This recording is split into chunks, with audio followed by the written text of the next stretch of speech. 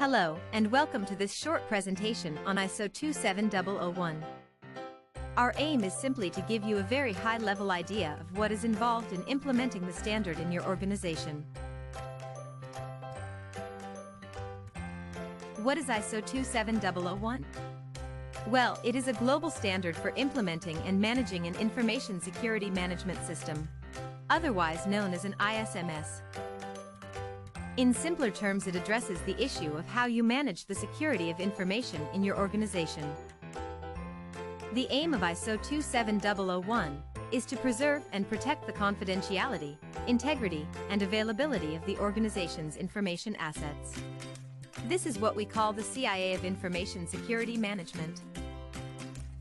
Confidentiality ensures that information is not made available or disclosed to unauthorized individuals or entities. Integrity ensures the accuracy and completeness of information, and availability ensures that information is accessible and usable upon demand by authorized individuals or entities. In the previous slide, we talked about information assets. So what is an information asset? Well, it is any information that is of value to the company. It could be customer or financial databases containing sensitive information. However, it is not just the information itself that needs to be protected, it is also the computer hardware, software, and networks on which this information is stored, processed, or transmitted, and the people who may have access to that information. So our focus is on how we manage and protect our important information and related resources. I should also mention that ISO 27001 works on a cycle of continuous improvement. We call this PDCA. What does this mean? Well, there are 4 stages. Plan, we plan carefully what we want to do and intend to achieve. Do, we put the plan into action. Check, we constantly monitor and check that the plan is working. Act, we constantly aim at improving.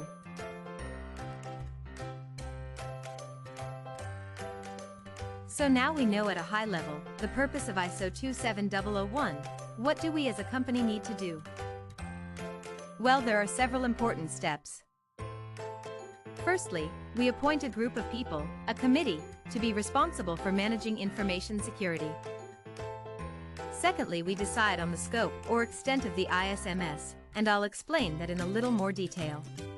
Thirdly, we determine and document the risks to the business and how we will treat them. And then we go about determining what controls are needed to address the risks. More about that in the next slide. I mentioned scope earlier, so what does that mean? Simply put, we need to define which particular part or parts of the organization are to be covered by this management system. We don't have to cover the entire business, only those parts we deem important enough to warrant protection, and we can expand the scope later.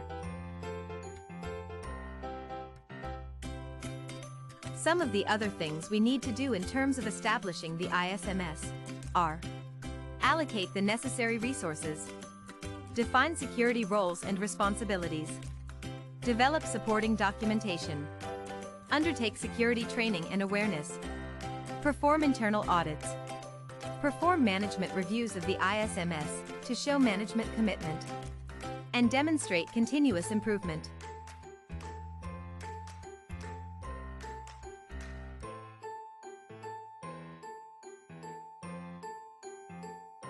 Thank you for watching this short presentation, and we hope it has helped you gain a little understanding of the task ahead. Goodbye and stay safe.